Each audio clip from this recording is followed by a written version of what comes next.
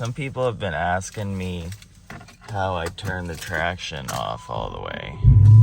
Because when you press the button, of course, it doesn't turn it off completely. So what I do is I just activate my line lock.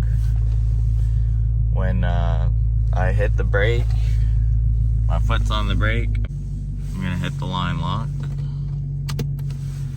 Then I let my foot off the brake. It detects something's wrong with the brake system. I'm gonna turn the line lock back off now.